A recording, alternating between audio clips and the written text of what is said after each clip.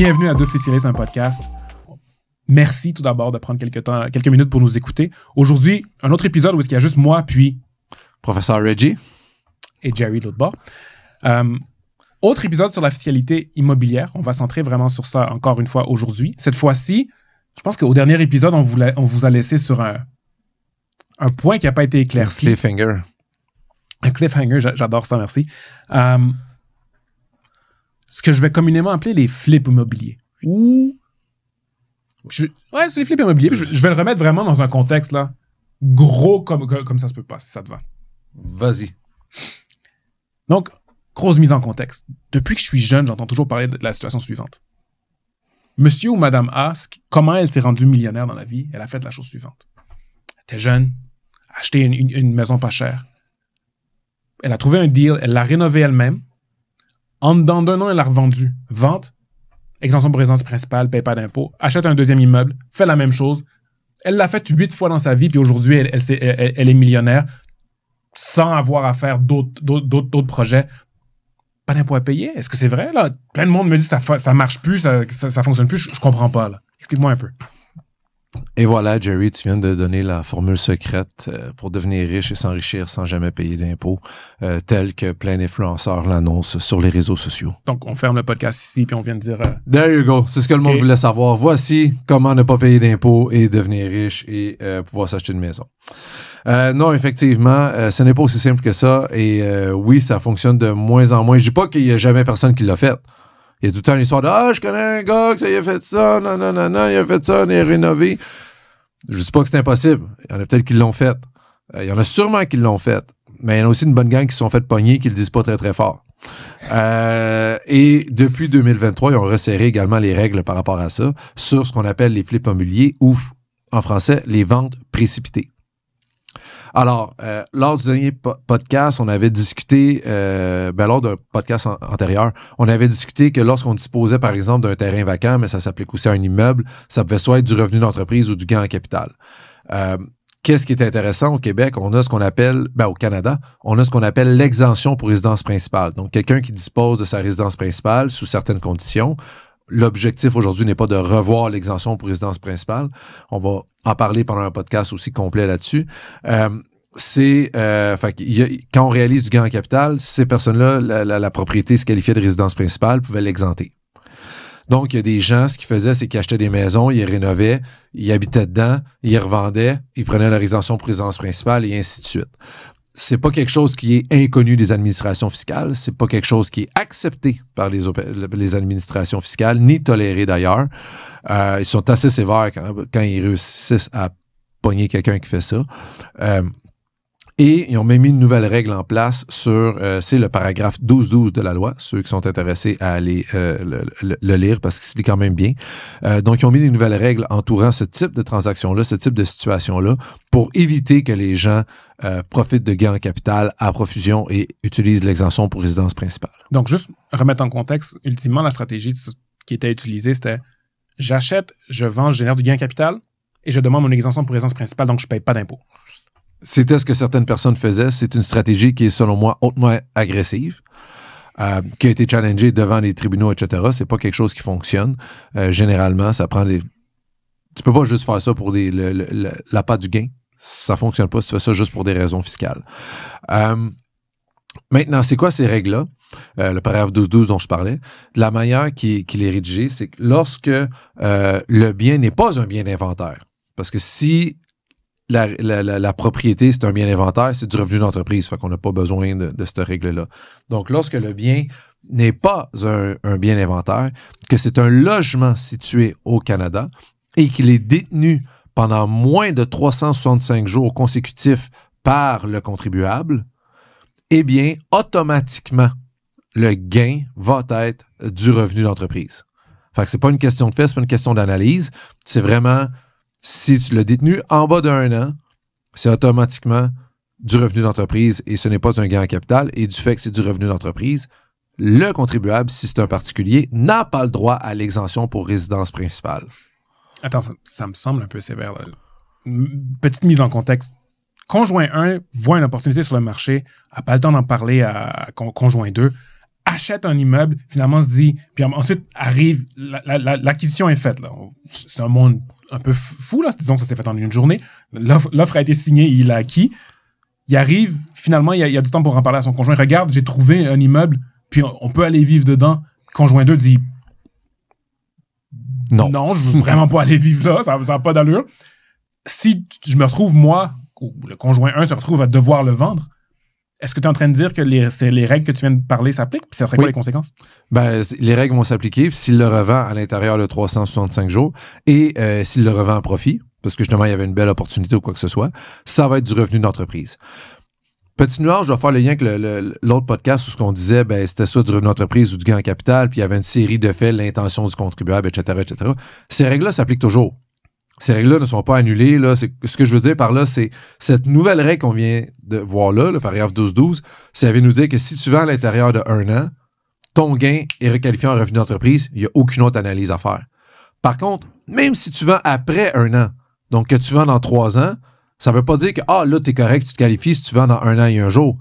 Si tu vends après 1 an, c'est tout simplement les règles qu'on a parlé dans l'autre podcast où ce qu'on disait, ben là, il faut analyser tous les faits. C'était quoi ton intention, la fréquence des transactions, le nombre de transactions, la durée de détention, la nature du bien, l'intention primaire, secondaire, les compétences, l'expérience du contribuable, etc. Là, il faut tout aller examiner ça.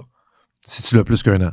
Mais si tu l'as à l'intérieur d'1 an, là, c'est automatiquement, et qu'on parle d'un logement ici, c'est automatiquement du revenu d'entreprise. Okay.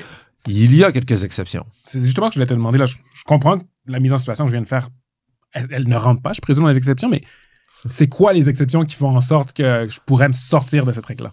Il y a quelques exceptions. Je les connais pas tous par cœur. Fait que si tu me permets, celles-là, je vais les lire directement de la loi.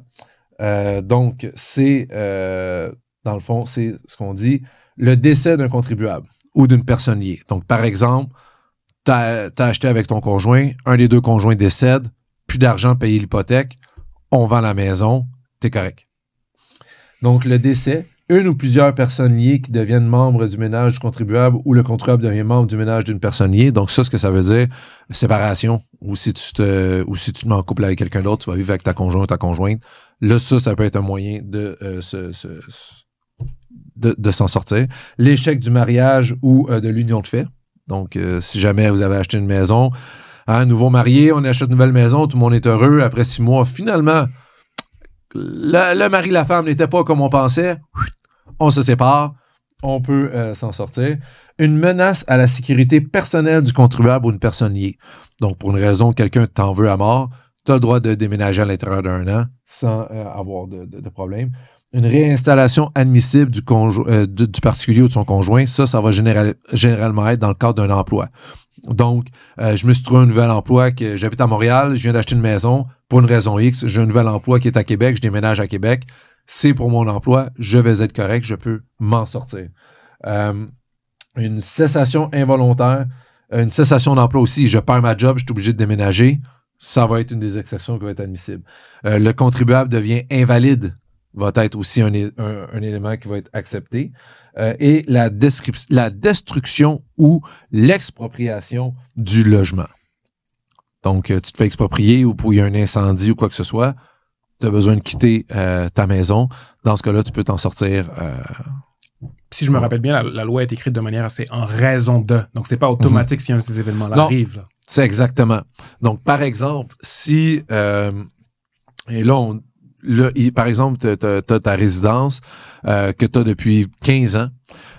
Pour X raison, tu la détruis et tu en construis une nouvelle. Et la nouvelle, tu la vends à l'intérieur de 1 an. Ben, tu vas te faire attraper par ces règles-là. OK. OK, c'est intéressant. On va pas débattre de l'intention du législateur ici, puis si elle était correcte. Ben je vais jouer le rôle du législateur, j'aimerais ça. Vas-y, débattons. Tu veux qu'on débatte sur l'intention du législateur? Attends, donc, revenons en arrière ici. J'ai détenu un immeuble pendant 15 ans. Finalement, je décide je le démolis, je le rénove. Ben, si tu le démolis, tu le rénoves pas. Tu le démolis, tu le reconstruis. Je le démolis, je reconstruis un nouvel immeuble. Puis là, revenons aux critères. Là. Est-ce que j'ai acquis un immeuble dans les derniers 365 jours? Au moment où ce qui est reconstruit, tu es réputé avoir acquis ton logement au moment où la résidence devient habitable. OK. Donc, quand tu as démoli ta première maison, elle n'est plus habitable, tu en construis une nouvelle, donc ça recommence à ce moment-là. Donc, c'est pour éviter, en tant que législateur, je trouve ça tout à fait adéquat parce que comme ça, c'est pour éviter que les gens, par exemple, avaient une maison, s'en achètent une autre, et là, voient que leur maison, dans le fond, ils pourraient faire un petit coup d'argent en la démolissant, en reconstruisant parce qu'il y avait une vieille maison, peu importe. Et là, ils la revendent immédiatement après. Donc, ça revient à faire un flip. Tu le mets très gros, là. Il avait acheté un deuxième, il a fait un flip, mais qu'est-ce qui se passe si vraiment il a juste reconstruit la maison? Finalement, ça correspond pas vraiment à ses besoins. Il déménage sa famille de là suite à la reconstruction. Tout le gain va être considéré comme... Ah ben là, si jamais il déménage, par exemple, il y a un incendie... Il n'y a pas d'incendie, mais... La destruction ou l'expropriation. Il n'y a pas d'incendie, là. Il a juste décidé, finalement, écoute, le nouveau plan ne correspond pas vraiment aux besoins de ma famille, je dois déménager. OK, donc il a reconstruit puis qu'il n'a pas habité dedans par la suite. J'ai habité dedans quelques jours, mais finalement, ça ne correspond pas aux besoins de ma famille, je dois aller ailleurs. Donc, tu es en train de me dire que votre famille, le logement a été... si on s'entend que c'est mis en situation, Jerry n'a pas sa maison qui a été détruite. Donc, ce que vous êtes en train de me dire, monsieur, c'est que votre maison a été détruite. Vous en avez construit une autre, mais vous n'avez jamais pensé aux besoins de votre famille. Donc, vous l'avez revendue à profit à l'intérieur de 1 an. Non, j'y ai pensé. C'était pas dans le but de faire de l'argent. Monsieur j'y ai pensé. Sauf que finalement, après la reconstruction, on a réalisé que ça ne correspondait pas aux valeurs de notre famille. Mais quand vous l'avez construite, c'était selon vos recommandations. Vous avez fait tous les murs blancs, vous avez fait une maison hyper commune qui correspond à 80-90% des gens parce que vous dites que c'était pas dans le but de la revente, mais c'était pas personnalisé à vous. Sur YouTube, on me vend le rêve. Une maison d'architecte, c'est tellement beau avec le soleil qui arrive à un angle de 30 degrés, parfait. J'ai voulu l'essayer, j'avais jamais eu l'occasion de l'essayer. On l'a essayé, c'est de la... Puis je veux pas vivre dedans. Écoutez, je vous dirais que votre situation semble unique et on va aller devoir débattre ça en cours parce que moi, ça me fait penser à quelqu'un qui a mis une maison standard et qui a essayé de faire un flip et qui a essayé de faire un coup d'argent. Et la loi est la loi. Vous l'avez détenu moins de 12 mois. On n'a même pas besoin d'examiner la situation. C'est du revenu d'entreprise. Au complet? Votre profit au complet. Et si vous avez une perte d'entreprise, elle est refusée en passant. Bon. Et oui, effectivement, si jamais vous avez un flip et que vous faites une perte, la perte est refusée. C'est le paragraphe 12-14. On voit que la loi est pas mal large. Puis bon, on avait passé les critères, on dit détenu pendant moins de 365 jours. On parlait de logement. Il y a eu un gros débat sur qu'est-ce qu'un logement, puis j'aimerais... C'est quoi un logement pour les fins de cette disposition-là? Intéressant. Qu'est-ce qu'un logement? Un logement n'est pas défini dans la loi. Donc, le deuxième réflexe à avoir, c'est d'aller regarder le sens courant. Donc oui, allez voir le Petit Robert. Est-ce que tu sais ce qu'est le Petit Robert? Es-tu assez sage? Est-ce que tu avais un Petit Robert au primaire? Ou c'était le Petit Larousse? C'est pas le dictionnaire? Oui. Oui. De moins en moins utilisé par les gens. Le dictionnaire est un livre comportant l'ensemble des mots de la langue française avec une définition. Donc, comme je disais... Mais attends, c'est vraiment accepté en fiscalité? Sérieusement, c'est accepté en fiscalité de retourner au dictionnaire quand c'est pas défini? OK. Quand un terme n'est pas défini dans la loi, on peut aller voir le sens usuel et on peut se fier au dictionnaire. OK. Et même, ça a été carrément examiné dans la jurisprudence Boulet, que malheureusement, je ne me rappelle plus l'année, mais Boulet, B-O-U-L-E-T, qui parlait de justement, à savoir, le contribuable, on voulait savoir s'il y avait un logement séparé, parce qu'il habitait dans une maison, mais il y avait une adresse séparée dans un sous-sol, pour un sous-sol dans lequel il y avait une kitchenette, une salle de bain et une chambre, donc un aire de repos de mémoire qui est le terme utilisé. Et la jurisprudence a considéré qu'il s'agissait d'un logement. Donc, il séparé. peut plus réclamer son exemption sur résidence. Je pense que c'était pas lui qui vendait, c'était les propriétaires de la maison. Donc, c'est ça. Fait que dans ce cas-là, ce qu'a dit l'ARC à ce niveau-là, c'est que c'est un endroit où tu as les installations de vie, de sommeil, de repas et sanitaire. Donc, fait qu'une petite cuisinette. Dans mon souvenir, cuisinette, ça veut dire avec un four, et non nécessairement un frigidaire, mais un four. Donc, petite kitchenette, pour ce que ça veut dire, une petite cuisinette, une salle de bain et un aire de repos, donc un lit, un endroit où tu peux te coucher. Okay, si on part complètement à droite, là, je comprends ce contexte-là, mais... Ça peut être un 1,5 où ce que ta kitchenette est aussi, ton salon, il est aussi ta chambre. Il faut qu'il y ait ces éléments-là dans l'immeuble. Dans l'endroit où habite le contribuable. Donc, vas-y. Ouais, pensons, je vais reprendre l'exemple textuel qui a été dit au Congrès. Un condo commercial. Je ne veux pas rentrer dans ça là tout de suite. Non? Je veux juste rentrer avant dans un logement. Je veux juste être sûr qu'on se comprenne. Une maison, évidemment, est considérée comme un logement. Ouais. Un appartement va être un logement. Ouais. Mais un logement, un condo, ça va être aussi un logement. Mais ça peut aussi avoir une définition beaucoup plus large dans le sens que quelqu'un qui vit sur un bateau, ça peut être considéré comme un logement. Quelqu'un qui vit sur une maison mobile, dans une maison mobile, ça va être considéré comme un logement. Une van? Genre van life? Van life, j'aurais de la misère parce qu'il n'y a pas de salle de bain. Il y en a qui en ont. OK, toi, tu parles des gros VR. Non. Dans les vannes, il y en a qui ont des petites salles de bain intégrées. Ouais, c'est intéressant. Il y a des douches, là, ce que je sache, au moins. Écoute, je le sais pas. Mais je le sais pas. Mais non, j'avais pas. Écoute, c'est une belle courbe.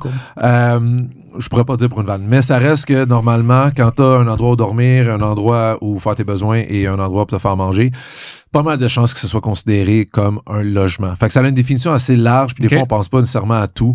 C'est ça, là. Fait que c'est ça. Fait que un logement, ça a une définition large. OK. Revenons à l'exemple qui a été donné au Congrès qui, pour ma part... Quel congrès? Le Congrès de la PFF. Le Congrès. L'APFF, qu'est-ce que c'est? L'Association de la planification financière et fiscale ou fiscale et financière. Fiscale et financière, qui est le plus gros regroupement de fiscalistes au Québec. Je pense qu'il y a au-dessus je ne pense pas, je sais qu'il y a au-dessus de 1000 membres. C'est l'association dont tous les fiscalistes payent une cotisation. C'est l'association qui donne le plus de formation. C'est quelque chose de crédible. C'est une association très, très crédible et ils font un gros congrès annuellement. Et pour ce congrès-là, avant, tous les membres reçoivent un courriel qui peuvent soumettre des questions que l'association va remettre aux administrations fiscales et lors du congrès, on va recevoir les réponses à ces questions-là. Fait que c'est quand même une association qui permet d'avoir une ligne directe avec les administrations fiscales puis des fois leur poser des questions sur hey, où est-ce que vous en allez avec telle mesure? Qu'est-ce que vous voulez dire? Comment vous interprétez ça? Etc. Fait que il y a eu un congrès cette année, évidemment, le congrès 2024 qui a eu lieu en octobre et il y a eu notamment 3 questions sur les ventes précipitées, dont une que j'ai déjà répondu indirectement. Qu'est-ce qui se passe si j'ai une autoconstruction ou une destruction suivie d'une construction? Eh bien, on considère que le particulier commence à acquérir le logement à partir du moment où le logement devient habitable. Et ça, je pense, c'est à peu près quand 90% est fini ou quand il a commencé à vivre dedans, etc. Normalement, c'est quand soit 90% est fini ou qu'on a commencé à habiter dedans. Plutôt les deux cas. Mm-hmm. Revenons à la question qui a été posée parce que celle-là m'a vraiment surpris. Donc, la définition de logement. On vient d'y penser. Un condo commercial. Donc là, on parle d'un condo commercial. Imagine-toi des espaces de bureau. Il y a des espaces de travail. Il y a également une salle commune pour les employés. Une douche parce qu'il y a un gym. Donc, la salle commune, c'est là où les employés prennent leur lunch. Il y a un four. Une cuisinette, une cafétéria, en fait. Oui, une petite cafétéria pour que les employés... Il y a évidemment des toilettes. On s'entend? J'espère. Sinon, c'est plate comme bureau. Tout à fait. Puis une douche parce que l'entrepreneur est généreux. L'employeur est généreux. L'employeur est généreux. Attends. L'employeur est généreux. Il y a un gym à l'intérieur. Les employés y ont accès. Puis il y a des douches. OK, c'est où je postule? Je peux te donner plusieurs noms. OK, non, j'en veux pas, mais... Ceci étant dit, est-ce que c'est considéré comme un logement? C'est une excellente question. C'est une question que beaucoup de gens se posent. Et à ce niveau-là, l'ARC a refusé pas refusé de répondre, mais a dit que la question était présentement sous étude. Donc, qu'est-ce qui se passe quand un endroit est considéré, exemple, zoné commercial, que c'est considéré justement, c'est pour le travail, etc. Est-ce que ça fait en sorte que, finalement, ça, c'est juste ça, on se sort de la définition de logement? J'en doute. Mais ça reste que la question a quand même été posée. Et on demande la question à l'ARC. Ça ne veut pas dire que les tribunaux vont accepter cette définition-là. Ça veut dire que ça va être l'interprétation de l'ARC. Mais c'est ça. Fait que là-dessus, on attend que l'ARC nous revienne. C'était quand même bête parce que ça crée un petit peu d'incertitude. Comme tu dis, je ne sais pas si les tribunaux iraient du même sens. On ne peut pas se positionner malheureusement. Là. On ne peut pas savoir comment les tribunaux vont se positionner ni l'ARC dans le futur. Mais ça crée quand même un peu d'incertitude là, pour les entreprises. C'est quand même dommage. Oui. Donc revenons là. On vient de parler... OK.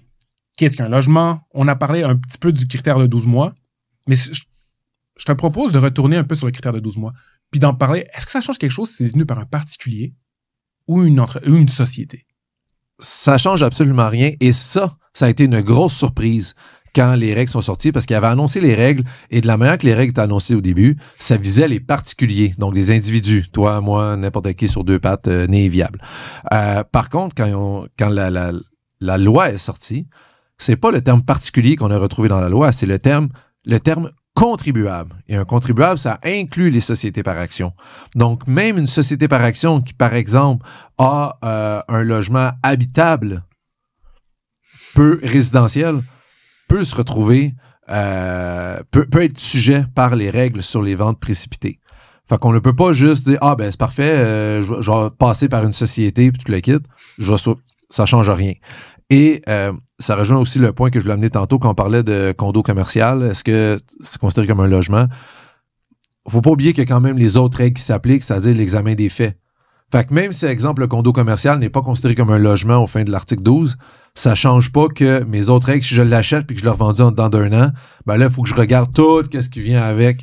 Là, dans le fond, c'est le vendeur, c'est quoi son expérience, c'est quoi la durée de détention, c'était quoi son intention, puis comment est-ce que je peux supporter. Le gros critère d'intention et tous les faits qui viennent en arrière de ça. Et même chose, si c'est une société, c'est un particulier, l'article 12 peut s'appliquer, puis si l'article 12 ne s'applique pas, tu as les règles générales qui peuvent s'appliquer. Donc, il y a quand même un filet de sécurité. C'est ça, ultimement, si je me fais un schéma dans mon esprit, moi, je le vois vraiment comme normalement, il y a les règles qui s'appliquent normalement. Donc, on parle de faut déterminer si c'est du gain en capital ou un bien en inventaire ou peu importe. Puis ensuite, une fois que j'ai déterminé que c'est du gain en capital ou c'est une immobilisation, là, je peux avoir des règles 12-12 qui réputent le gain comme du revenu. J'aurais plus à l'inverse, en fait. J'aurais plus à l'inverse. Premier des éléments, on examine 12-12. Parce que si tu examines 12-12, tu n'as pas besoin d'aller à l'autre. Je suis d'accord avec toi d'un point de vue pratique. D'un point de vue, je pense, de la loi, c'est vraiment en premier, est-ce que c'est du gain en capital? Si oui, parfait. C'est pas un bien en inventaire, on va à 12-12. Mais bref. De quel bord on va? Je peux comprendre. Parce que la loi dit, je peux comprendre. Est-ce que c'est un bien en inventaire? Si la réponse c'est oui. C'est vrai. Fait que ça veut dire que tu aurais déjà fait ta détermination. Ouais, exact. Fait que écoute, je peux accepter. Oui. Je suis quelqu'un qui... Tu es malléable? Je peux accepter la critique et reconnaître qu'effectivement, mon raisonnement n'était peut-être pas le meilleur lorsqu'on m'amène un bon point de vue. Ah, parfait. Okay, cool. Je suis flatté parce que tu viens de dire, ça veut dire que mon point de vue était bon. Oui, super. Ton point de vue était excellent. Mais revenons outre toute l'espèce de grille d'analyse qui se passe dans ma tête. Revenons sur le critère de 12 mois. Là, on sait que dans une société, donc une personne incorporée, ça peut s'appliquer 12-12. Définitivement. Je sais aussi qu'il y a eu des questions qui portaient sur le roulement. Qu'est-ce qui se passe si le bien, le logement, est roulé d'une société vers une autre? Roulé, c'est un transfert sans impôt. Est-ce que mon critère de 365 jours, comment est-ce qu'il est considéré? Eh bien, il faut... Bon, une société et un particulier, c'est deux contribuables distincts. Ouais. Donc, une personne, un particulier, toi et moi, on est des personnes physiques. Tandis qu'une société va être une personne morale, donc une personne qui existe au sens juridique. Au sens de la loi, c'est quelqu'un de différent. Alors, si moi, je transfère une propriété et un logement à la société et la société revend le dit logement pas longtemps après, à l'intérieur de 365 jours, la société va être sujet aux règles de l'article 12. Moi, ça dépend. Si je ne l'ai pas eu 12 mois, je vais être sujet moi aussi. Mais tout ça pour dire, la société va être sujet aux règles de l'article 12 et si elle revend à profit à l'intérieur de 365 jours, ça va être du revenu d'entreprise. Tout le gain. Pas juste le gain qui s'accumule après le transfert. Là. Tout le gain qu'elle réalise. Parce que s'il y a un roulement, si on a transféré au coût, ce qui est un moyen de transférer en différant l'impôt, pas en économisant, en différant l'impôt, donc je peux la reporter. Donc, si je transfère, par exemple, je vais faire un exemple bien simple, j'oublie la FNAC et tout, là, j'ai un logement qui m'a coûté 80 $, il vaut aujourd'hui 120 $. Je le roule à ma société. C'est vraiment le terme qu'on utilise. Je le roule. Je fais un roulement. Donc, à ce moment-là, ma société, elle est réputée acquérir le logement pour un coût de 80 $ et une valeur de 120 $.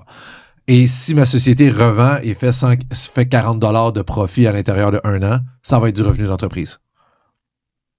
Même si moi, personnellement, j'avais le bien depuis 10 ans, même si c'est une société que je possède depuis 10 ans à 100% puis qu'il n'y a personne d'autre, c'est une personne morale distincte. Si elle revend le bien à l'intérieur d'un an... C'est embêtant. Puis une fusion, attends. Une fusion, c'est le regroupement de deux sociétés. Ouais. Normalement, je peux le faire encore une fois sur une base de roulement. Donc, les biens de la nouvelle société ne vont pas être imposés suite à la fusion. En fait, c'est ça, quand on fusionne les deux sociétés, il peut en avoir plus que deux, mais normalement, les deux sociétés vont former une nouvelle société et tous les biens sont transférés au coût. Donc, ça évite toute conséquence fiscale. Qu'est-ce qui se passe sur la règle du 365 jours? L'ARC a la même interprétation que le roulement, dans le sens que si la société issue de la fusion reçoit le bien au coût et le revend à l'intérieur de 365 jours, ça va encore être également du revenu d'entreprise à cause de l'article 12. Si c'est un logement, évidemment. Si c'est un logement, on est toujours si c'est un logement. La règle du logement. Ça va être le moyen de s'en sortir sinon. Parce qu'on s'entend, une société ne peut pas décéder, une société ne peut pas, j'ai oublié les conditions là, mais ne peut pas se séparer. Une société ne peut pas devenir conjoint de fait. Donc, c'est ça. Cette position-là, je dois avouer que j'aurais plus de difficultés si j'étais le législateur à la défendre. Mais la loi est écrite comme ça, je veux dire, le législateur, un juge doit suivre comment la loi est écrite, on est d'accord. Oui, mais par exemple, si on prend leur autre position sur par exemple, le changement d'usage. Donc, si j'avais ma résidence, j'avais un logement que j'utilisais personnellement, je fais un changement d'usage. Donc, le logement, je le loue maintenant. Je possède toujours le logement, mais je le loue. Et je fais le choix de ne pas m'imposer maintenant de différer l'impôt. Et moins d'1 an après avoir changé, je le vends. Mais dans ce cas-là, toujours au congrès de la PFF, la RC a dit, dans ce cas-là, on est d'accord de dire que l'article 12 ne s'appliquera pas lors d'un changement d'usage. Et la raison qu'ils ont dit, puis là, je vais être très technique, ils ont dit, parce que le changement d'usage est visé par la sous-section C, je pense, de la loi. C'est pas les mêmes sections de la loi, c'est ça, c'est la section du gain en capital, 38 à 55, tandis que 12-12 vise le revenu d'entreprise, les articles 9 à 37. Donc, c'est pas la même section de la loi, donc on pense pas que le changement d'usage s'applique. OK, mais la fusion, c'est l'article 87. C'est pas la même section non plus. Fait que c'est pour ça que la fusion, j'ai de la misère. Il faut aller voir dans la loi de l'impôt, mais je pense que c'est pour les fins de la loi. C'est souvent au départ de la 87. Pour les fins de la loi, voir, c'est vrai que tout est applicable. Fait que il faudrait retourner voir, mais à mon avis, à 87, on est plutôt dans ce paradigme ou dans ce contexte-là. Pareil. Bref, on pourrait rentrer longtemps sur qu'est-ce que c'est les sections de la loi. On va pas se perdre juste pour toi. Ça. Non, je trouve ça important. On va rentrer un peu technique. OK. L'article 87 dit « Au présent article, fusion s'entend de l'unification, etc. Les biens appartenant aux sociétés remplacées immédiatement à l'unification deviennent les biens de la nouvelle société. » Fait que ça dit au fin du présent article. Mais attends, va voir la règle au coût. Parce que il y a... c'est pas mal là. Mais où est-ce que c'est le roulement au coût déjà? C'est l'article 1. C'est le paragraphe 1. C'est quel paragraphe? Je dis que on ne fera pas attendre le monde. Là. Ah non, c'est ici. Pour l'application des articles 13 et 20, ça c'est pour la FNAC. Immobilisation sous réserve, le coût pour la nouvelle société de l'immobilisation qu'elle a acquise auprès d'une société réputé être le prix de base rejeté de l'immobilisation pour cette dernière immédiatement avant la fusion. Mais regarde le préambule à 1.1 pour l'application de la présente loi. Non, redescends bas. T'étais là. Lorsqu'il y a fusion de plusieurs sociétés, après une naissance, les règles suivantes s'appliquent. Pour l'application de la présente loi. Oui, ça c'est pour le A. Mais sauf que là, on était tantôt au E.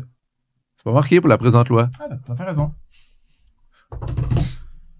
Donc, je ne suis pas d'accord avec le raisonnement de dire que la fusion devrait enchaîner avec le paragraphe 12.